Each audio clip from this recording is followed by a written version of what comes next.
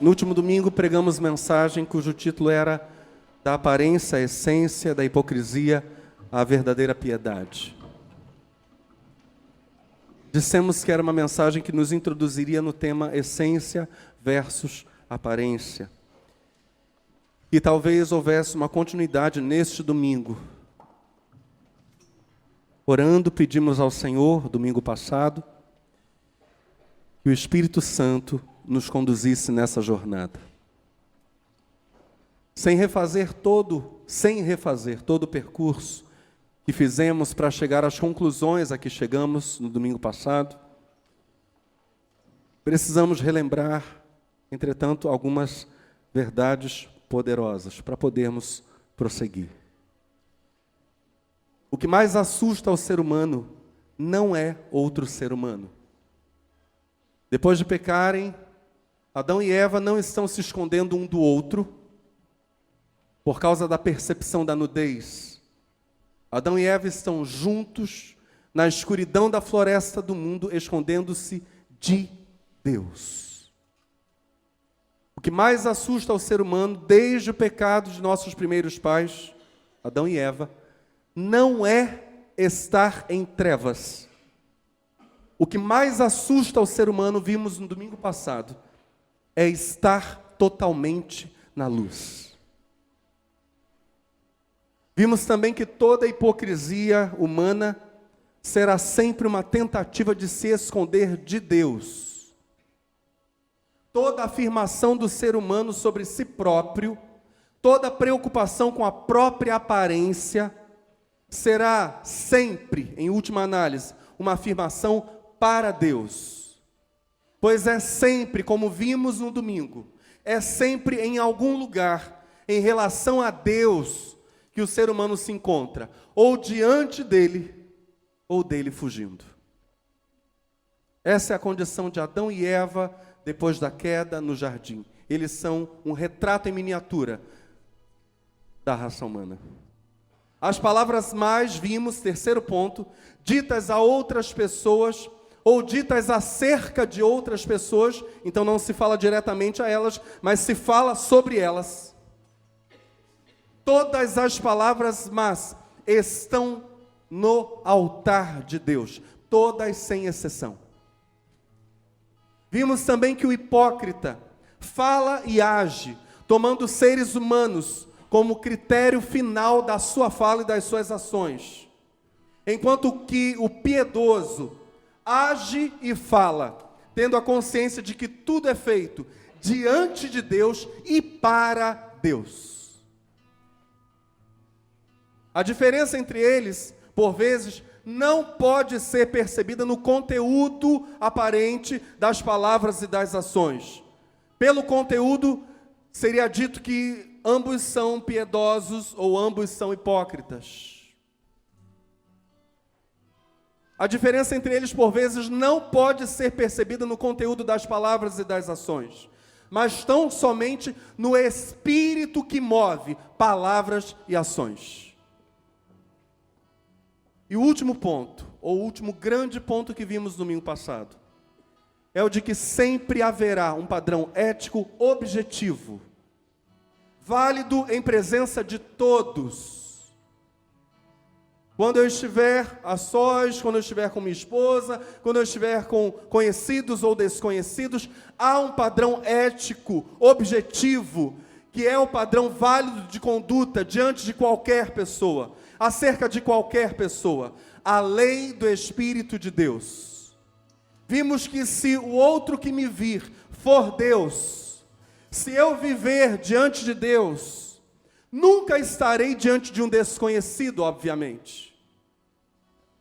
Estarei diante de alguém cuja vontade conheço e saberei me portar adequadamente. A vida guiada pelo Espírito fará com que minhas palavras e as minhas ações sejam agradáveis e aprovadas por Deus. É o que vimos no primeiro verso desta mensagem, Salmo 19, verso 14. Que as minhas palavras te sejam agradáveis, assim como os pensamentos do meu coração, ou seja, aquilo que ninguém está vendo. Senhor, minha rocha e meu libertador. Isto posto, nós podemos avançar a outras questões fundamentais para a nossa fé, questões sobre aparência e essência. Primeiro, a gente precisa lembrar que a vida tem suas regras próprias. E aqui eu me refiro a regras estéticas. Por exemplo, a proporção áurea. Nós não vamos discorrer muito aqui sobre esses temas, apenas vamos pincelar alguns deles. A proporção áurea é uma relação, como o nome já diz, de proporção, cujo valor é 1,618. Esse número também é chamado de número de ouro ou o número transcendental. Um número ligado a uma mente que não está visível aí, mas é um número que se mostra na natureza. Por exemplo, a razão áurea está ligada à nossa altura, é um padrão estético ligado à altura dos seres humanos. Se nós pegarmos a altura que vai do nosso umbigo até o chão, e a altura do alto da nossa cabeça até o chão, se pegarmos a segunda altura, do alto da cabeça até o chão, que é a maior, e dividirmos pela altura do umbigo até o chão, dá 1,618. Essa é uma proporção da altura humana. E de vários outros elementos da natureza, são regrados, são dirigidos pela porção áurea, ou proporção áurea. Se nós dividirmos, por exemplo, ou melhor, se abrirmos os braços, medirmos a distância que vai do nosso dedo mais comprido, ou seja, o dedo médio, até o outro dedo médio, pegarmos essa distância de dedo médio a dedo médio com os braços abertos e dividirmos pela distância de um dos dedos, ou da ponta de um dos dedos até o ombro oposto, teremos novamente 1,618. E vários outros animais, elementos naturais, seguem o mesmo padrão da proporção áurea. Esse valor é chamado de φ, é usada uma letra do grego para falar da proporção áurea. Os gregos utilizaram cansativamente, exaustivamente a proporção áurea, por exemplo, na arquitetura. O Pártenon, um grande templo grego, segue em inúmeros detalhes a proporção áurea. Os gregos viam na proporção áurea a ideia de perfeição. E arquitetos ainda hoje veem a ideia de perfeição na proporção áurea, já que vários elementos naturais são regidos por ela. Ou seja, o mundo, a natureza diz para nós o que é belo. Há um padrão estético que não foi inventado por nós e que causa uma sensação visual agradável. Por exemplo, o prédio da ONU, a sede das Nações Unidas em Nova York. A construção toda segue proporção áurea. As relações de altura e largura são regidas pelo 1,618. Esse padrão é amplamente utilizado na fotografia. Fotos que seguem a proporção áurea dão para quem as vê uma sensação agradável. Você está tendo contato com algo belo. É amplamente usado no design gráfico, mas isso foi extraído da natureza. Foi Deus quem colocou isso lá. Outro exemplo de estética que está aí é, para os matemáticos, algo bem familiar, a sequência de Fibonacci. Uma sequência lógica, numérica, que define, por exemplo, o formato da orelha humana. O formato de todas as nossas orelhas seguem a sequência numérica de Fibonacci. Mas não é apenas isso. O formato da concha do mar. O formato do redemoinho, que muitos de nós temos aqui na parte de trás do cabelo. Um girinho e realmente é um problema para quem não consegue pentear direitinho. Até isso aí segue uma sequência numérica lógica, a sequência de Fibonacci. As constelações, a forma delas, aquele redemoinho celestial segue essa mesma sequência, A formação dos furacões vistos de satélite segue a mesma sequência numérica, é um padrão fixo, estético, que define o formato das ondas do mar, o formato das pétalas da rosa, as posições das sementes no centro do girassol. E um sem número de outros detalhes naturais que são regidos por uma sequência numérica lógica. Glória a Deus. Isso por si só já é evidência de que o mundo não é prova, ou não é obra, digo, do acaso. Há uma mente inteligentíssima que planejou tudo o que está aí. Como último exemplo estético, eu quero citar a música. Essa que, para muitos, é a chamada mãe das artes, e que de fato nos alcança como talvez a primeira arte, porque música é algo que vem a nós quando estamos no ventre da mãe. Nós sentimos as pulsações do coração da mãe. É música, isso é ritmado. A mãe das artes segue padrões estéticos, matemáticos, cuidadosamente definidos para causar determinadas sensações. Para isso, eu peço a ajuda da minha filha Vitória. Cadê Vitória? Corre aqui. Amor.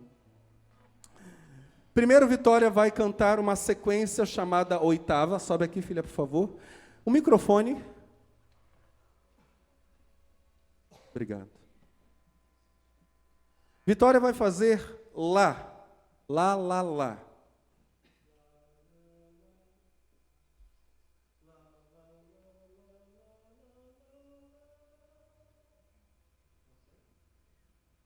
Vou baixar o tom, ela está dizendo que está alto demais. Dá um dó natural para mim aí, Gabriel.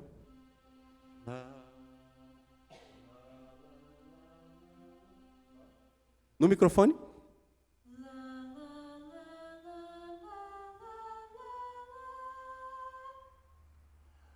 Vou fazer o que normalmente seria uma segunda voz mais grave. A segunda voz mais grave é um cálculo matemático. Ela vai soar 3 notas abaixo das notas que ela vai dar na sequência. Dá, de novo, dó, Gabriel. Dá um lá natural para mim, por favor. Vamos? Lá, lá, lá,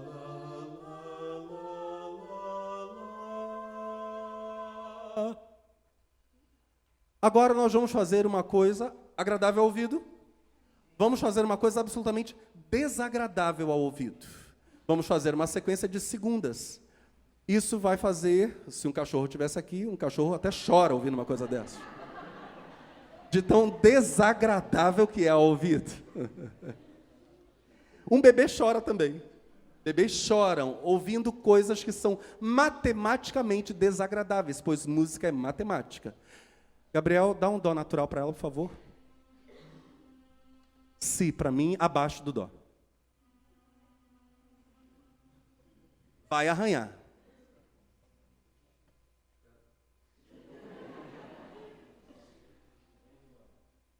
Lá, lá, lá, lá, lá, lá. Horrível, né? Obrigado, filha. Uma horrível dissonância que é insuportável, ninguém consegue ouvir uma música fazendo sequências dissonantes de segundas por muito tempo. O ouvido vai gritar.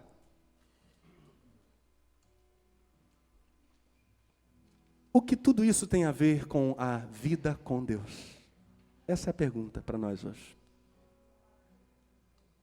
Se é verdade, aqui nós vamos derivar juntos. Se é verdade que a diferença entre o piedoso e o hipócrita, por vezes, não pode ser percebida no conteúdo das palavras e ações, mas tão somente no espírito que move essas palavras e ações. Se é verdade que sempre haverá um padrão ético, objetivo, válido em presença de todos, pois não importando diante de quem estejamos, estaremos, na verdade, sempre diante de Deus. A pergunta que a gente precisa fazer é: o que é belo ou estético para Deus? Para nós sabemos, há padrões estabelecidos na natureza. padrões na música, padrões na arquitetura, padrões nas artes visuais de modo geral. Para onde Deus olha buscando beleza? Eu gostaria que você olhasse com carinho e com amor para a pessoa que está perto de você e perguntasse para ela: o que é belo para Deus? Para Ele, o que é estético? Para onde Deus dirige o seu olhar? O que é agradável aos seus ouvidos? O que é bom, belo diante dos seus olhos?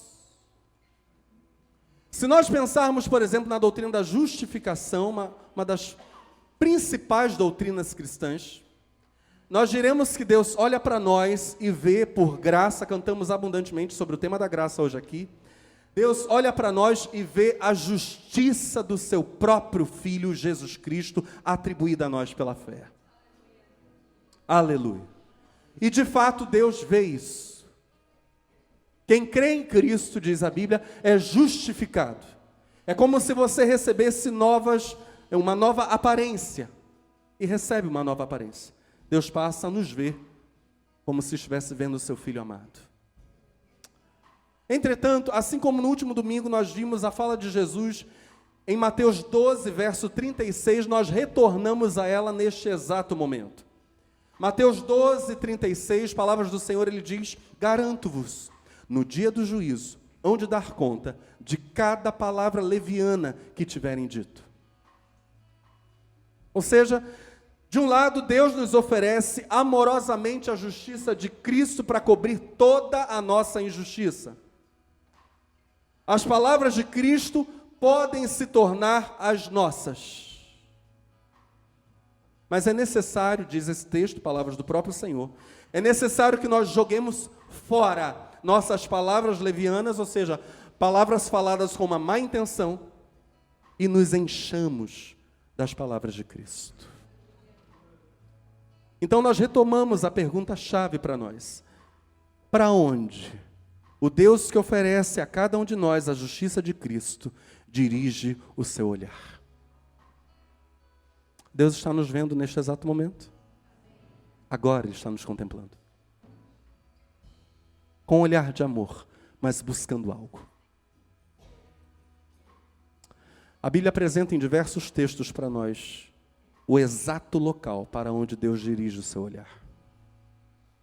Deus busca um tipo próprio de beleza. Deus busca um coração contrito.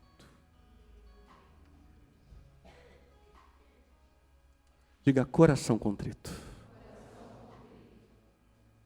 É um coração que, para receber a justiça de Jesus, quer abrir mão da sua justiça própria. Que para agir, fazer as ações de Jesus, abre mão das suas próprias ações. Que para falar as palavras de Jesus, para terem em si as palavras de Jesus, abre mão das suas próprias palavras.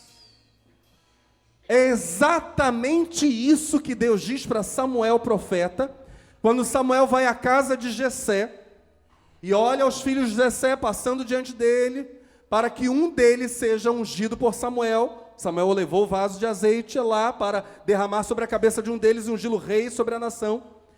E aí Eliabe, um homem alto, um dos primeiros filhos de Jessé, passa diante de Samuel. Samuel fica embevecido com a aparência daquele jovem, diz no seu coração, claro, que esse rapaz aí é a pessoa adequada para ser um rei.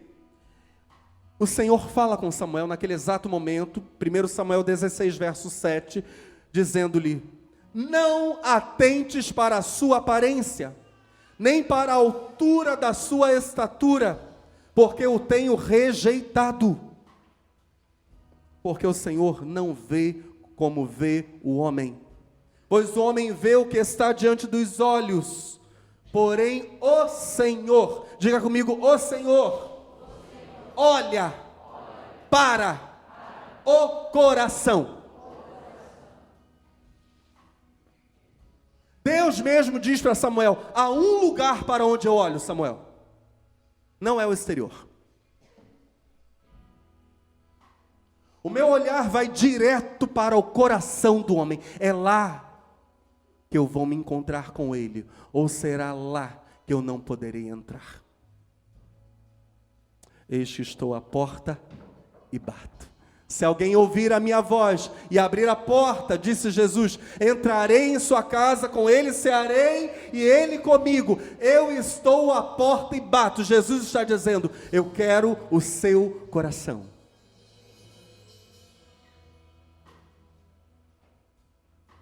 Mas nós precisamos voltar a esse exemplo da música como mãe das artes. Na Bíblia há os puxadores. Os puxadores são instrumentistas ou vocalistas como tivemos aqui, puxadores. Estamos tendo durante o culto inteiro. Irmãos que tocam para que possamos cantar, irmãos que cantam para que possamos acompanhar. Na Bíblia são chamados de puxadores. Eles deveriam ter duas características básicas. A primeira delas, um coração adorador. E a segunda delas, veja só, deveriam tocar ou cantar com arte, de modo agradável aos seres humanos. A exigência bíblica não é agradável apenas a Deus em se tratando de puxadores. Puxadores deveriam tocar artisticamente ou cantar artisticamente. Porque seres humanos, por meio de algo artístico, diz a Bíblia, é que seriam remetidos ao divino. Garanto a vocês que a horrível dissonância que eu e Vitória cantamos por último aqui não remete ninguém ao divino, remete a outro lugar. Salmo 33, verso 3. Cantai-lhe um cântico novo, tocai bem e com júbilo. É para tocar artisticamente. Sobre o serviço do culto na época do rei Davi, 1 Crônicas 25, a partir do verso 6, preste atenção nesse texto. 1 Crônicas 25, a partir do verso 6, diz o seguinte, todos estes estavam, e é citada uma lista ali de homens que tocariam, que cantariam no serviço do culto. Todos estes estavam ao lado de seu pai para o canto da casa do Senhor, com saltérios e alaúdes e harpas, para o ministério da casa de Deus. E ao lado do rei, Asaf, Gedutum e Remã. E era o número deles, juntamente com seus irmãos, instruídos no canto do Senhor, todos eles mestres, 288. Homens cuidadosamente treinados, com técnica, com arte, para conduzirem o canto do Senhor. A música no culto, diz a Bíblia, nos Salmos, nas Crônicas e em outros textos, deveria ser arte, agradável a seres humanos. Aqui a gente começa a entrar por um terreno complexo. Pareceria lógico nós dizermos que Deus vê a essência das coisas e das pessoas e não a aparência delas. Pareceria lógico dizermos que a preocupação com a aparência seria algo válido apenas diante dos homens. Mas temos dois problemas. Primeiro, é válido diante dos homens, é para ser seguido diante dos homens, o tema da aparência. Ele é válido, ele é real e ele é necessário no dizer de Deus. E o segundo problema é o seguinte: se nós dissermos isto, estaríamos, porventura, considerando que o Deus Criador, o mesmo Deus que encheu a criação de padrões matemáticos, estéticos, lógicos, como a proporção áurea, como a sequência de Fibonacci, e como tantos outros códigos da natureza. Esse Deus que formou órgãos extremamente complexos, como os olhos, como os ouvidos, esse Deus Criador despreza em si próprio, aos seus ouvidos e aquilo que ele vê, as regras que ele estabeleceu como padrões estéticos. Ele ignora isso. Aparentemente isso seria contraditório. Um Deus que vê a essência e ignora a aparência. Deus despreza a estética natural naquilo que ele vê ou no que ele ouve.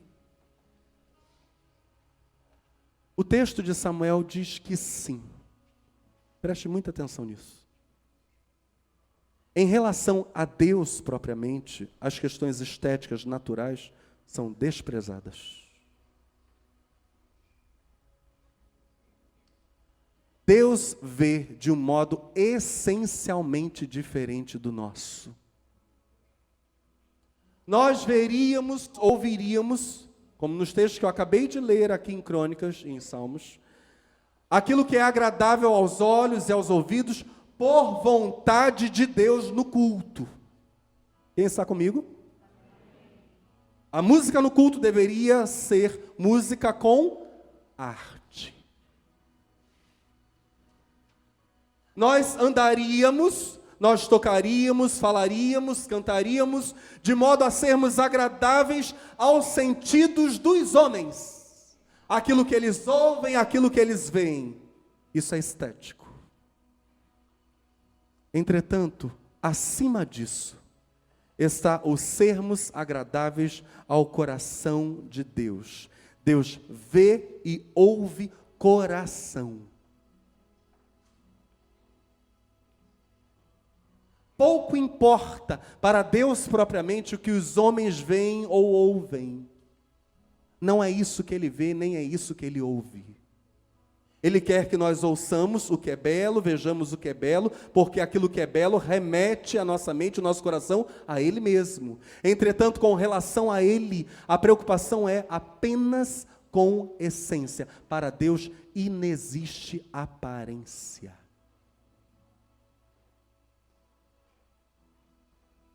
Deus não está ouvindo a beleza estética, matemática deste teclado nem desse violão. Não é isso. Isso não tem a menor importância para Ele. Deus não está nem um pouco interessado nas palavras esteticamente elaboradas num sermão. Isso não interessa a Deus. Deus vê essencialmente diferente de nós. O texto de Samuel é um absoluto poderoso sobre Deus. Não atentes para a sua aparência. Diga comigo, não atentes para a aparência. O Senhor prossegue dizendo, nem para a altura da sua estatura, porque eu tenho rejeitado, porque o Senhor, diga comigo, o Senhor, não vê. Olha para o seu irmão e diz, o Senhor não vê como seres humanos veem. É Deus que está dizendo isso para Samuel. Deus não vê assim.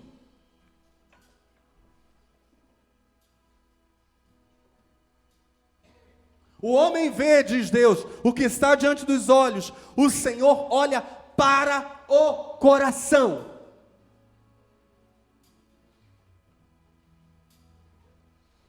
Desde que o pecado entrou no mundo, preste muita atenção. O final do texto da criação diz que Deus viu que tudo era muito bom. Enquanto ia criando as coisas inanimadas e depois os animais, Deus ia dizendo que tudo era bom.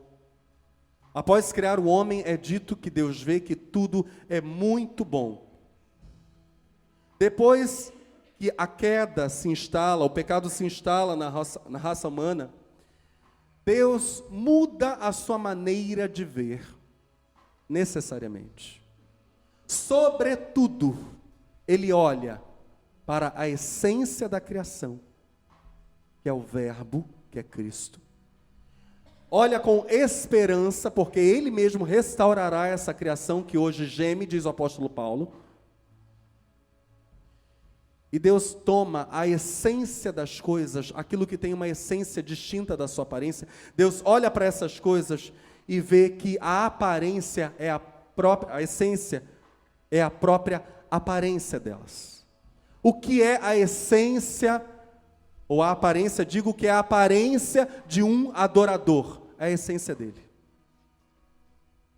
A aparência do adorador não é aquilo que ele canta, não é aquilo que ele toca. A aparência do adorador para Deus é a essência dele. É isso que Deus está vendo. Desde a queda, Deus toma a essência das coisas, como a própria aparência delas.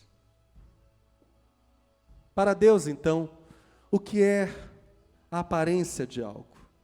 Algo que tem uma essência diferente da aparência, algo que pode ser hipócrita na sua manifestação. Para Deus, o que é a aparência das coisas? É a própria essência delas.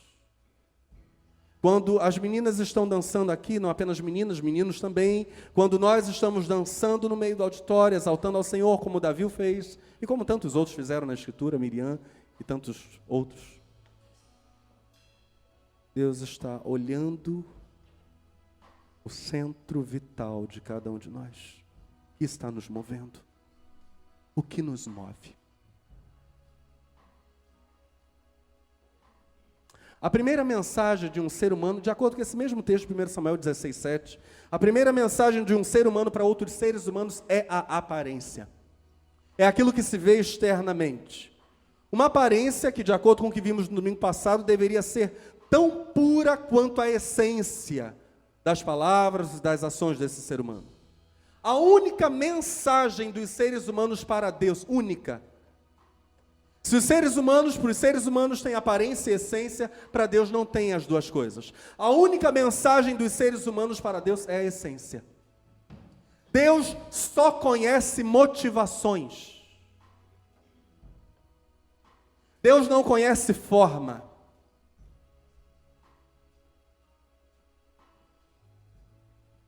Isso nos remete a uma advertência seríssima do apóstolo Paulo. 1 Coríntios capítulo 13, a partir do verso 1, o fantástico texto sobre motivações. Ainda que eu falasse as línguas dos homens e dos anjos e não tivesse amor, o que diz o texto? Seria como metal que soa, como um sino que tine. Ainda que tivesse o dom de profecia, diga comigo, profecia. Veja só, a profecia, Paulo mesmo vai dizer na carta aos Coríntios, nessa mesma carta, a profecia é muito útil para a igreja, importantíssima para a igreja. Ainda que tivesse o dom de profecia, e Paulo prossegue, e conhecesse todos os mistérios, toda a ciência, ainda que tivesse toda a fé é extremamente útil, de maneira tal que transportasse os montes, muito útil para a própria pessoa que tem esse nível de fé e para a igreja também. Paulo está falando sobre utilidade agora. E não tivesse amor, diga comigo, nada seria. Paulo prossegue dizendo, ainda que distribuísse toda a minha fortuna para sustento dos pobres, isso seria útil para os pobres? Sim ou não? Maravilhoso. Imagina, Bill Gates chega aqui e diz, você está com uma dívida de quanto? Está com o nome na SPC? E a pessoa diz, eu estou com uma dívida aí de 10 mil reais, está um lufa-lufa para eu conseguir pagar esse negócio. São juros infinitos. Chega o Bill Gates e diz, toma aqui 10 milhões de reais, será que te ajuda? Paulo diz no verso 3, ainda que distribuísse toda a minha fortuna para sustento dos pobres, isso seria útil para a sociedade em geral, isso seria útil para os próprios familiares dessa pessoa, familiares que estivessem em dificuldade, isso seria útil para a igreja, para irmãos da igreja em dificuldade.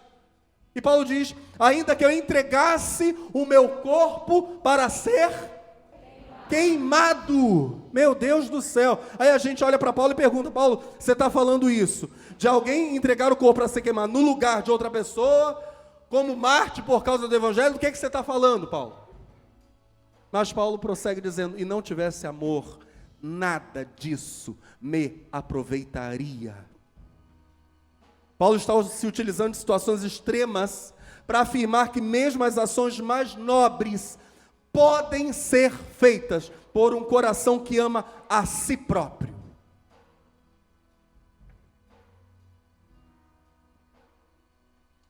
Esse coração nem ama de fato a Deus, nem ama ao próximo como imagem de Deus, a imagem de Deus no outro como espelho e enigma, como Paulo vai dizer nesse mesmo texto. Essa pessoa ama a si e faz coisas incríveis por amor próprio. Vamos à parte final desse texto de 1 Coríntios 13 e seguir para o final da mensagem. Paulo prossegue dizendo: o amor nunca perece, mas as profecias desaparecerão, as línguas cessarão, o conhecimento parcial passará, pois em parte, está aqui o parcial, em parte conhecemos e em parte profetizamos. Quando, porém, vier o que é perfeito, o que é imperfeito desaparecerá.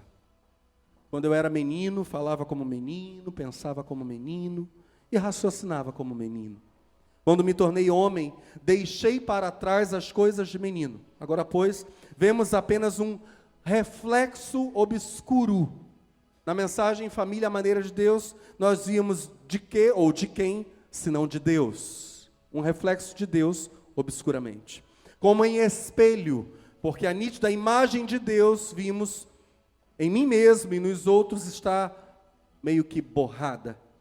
Mas então veremos face a face, diz Paulo. Agora conheço em parte o que ou quem, senão o Deus refletido nessa imagem borrada. Então conhecerei plenamente, da mesma forma como sou plenamente conhecido. Por quem, senão por Deus? Ou seja, antes de o pecado vir sobre os nossos primeiros pais, ambos refletiam sem deformação alguma o Deus Criador. Adão poderia ver Deus e a si mesmo nitidamente em Eva. E Eva veria Deus nitidamente em Adão.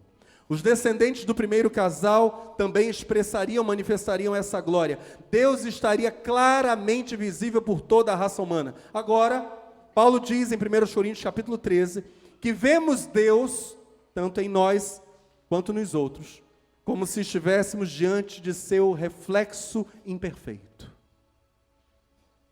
Agora eu vejo Deus manifesto em seres tão imperfeitos quanto eu. Aquele metal polido, aquele espelho turvo, enigmático, da época de Paulo, é o que nós podemos contemplar. Essa imagem, aqui está a chave para a mensagem de hoje. Essa imagem, imperfeita. A essa imagem imperfeita, esse reflexo obscuro de Deus na vida do outro, a essa imagem, diz Paulo, sou chamado a amar. Amar.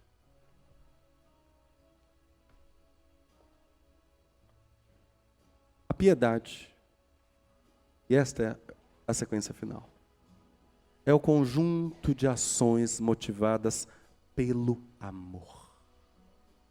Piedade tem uma essência. A essência da piedade, que vai muito além de aparência, a essência da piedade é o amor. A piedade é o conjunto de ações motivadas pelo puro, diga comigo, puro amor por Deus e pelo próximo. Preste atenção que a ordem tem que ser essa, viu? Nunca inverta essa ordem. Amor por Deus e pelo próximo. A hipocrisia, ao contrário, é o conjunto de ações motivadas unicamente pelo amor próprio. Eu faço uma boa ação. Afinal, eu quero meu pedacinho no paraíso. Eu faço uma boa ação. Afinal, eu quero que as pessoas tenham uma boa visão a meu respeito. Eu faço uma boa ação. Eu tenho tanto. Não custa repartir. Esse é o filtro da lei do Espírito. Porque Deus olha ou seja, Deus só vê o amor. É disso que Deus está falando. Deus não vê outra coisa. Deus só vê o amor. Deus só vê o amor por Ele mesmo e pelo próximo. Deus não vê outra coisa. Mas aí nós precisamos encerrar a mensagem fazendo a seguinte pergunta: o que é isso? Amar a Deus. Amar o próximo é mais fácil. É muito claro identificar o que seja amar o próximo. Tá, mas é amar Deus? Não são a mesma coisa. O mesmo amor por Deus, ou mesmo o amor pode ser apenas um discurso sem essência. Até amor pode ser só aparência. E é o que Paulo acabou de dizer em 1 Coríntios 13. Quem vê uma pessoa entregando seus bens aos pobres, vai dizer, nossa, quanto amor no coração. Quem vê uma pessoa entregando o corpo para ser queimado no lugar de outro, vai dizer, nossa, é muito amor. Mesmo o amor pode virar discurso. Ora, a pergunta que a gente precisa fazer para Deus é, Senhor, o que é te amar? Jesus vai responder com clareza essa pergunta, e é o último texto da mensagem de hoje. João capítulo 14, no verso 15, Jesus diz, se me amardes, e Jesus é Deus. No princípio era o verbo estava com Deus, e o verbo era Deus. Se me amardes, guardareis os meus mandamentos. As ordens que eu der a vocês, uma a uma vocês obedecerão. Isso é amor. É Jesus quem está falando, viu? Verso 21, ele prossegue na fala, aquele que tem os meus mandamentos e os guarda, e os observa, e os pratica, não é no arquivo morto esse guarda. Guarda como coisa que move a vida. Aquele que tem os meus mandamentos e os guarda, digo, este é o que me ama. E aquele que me ama será amado de meu Pai, e eu o amarei e me manifestarei a ele. Disse-lhe Judas, não Iscariotes, Senhor, de onde vem que te has de manifestar a nós e não ao mundo?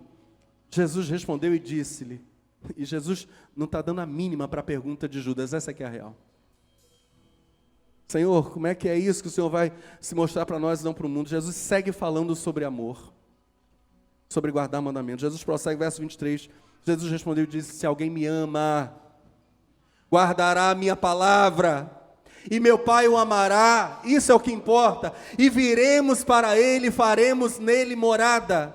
Quem não me ama, não guarda as minhas palavras. Ora, a palavra que ouvistes não é minha, mas do Pai que me enviou. Por favor, fique de pé no seu lugar.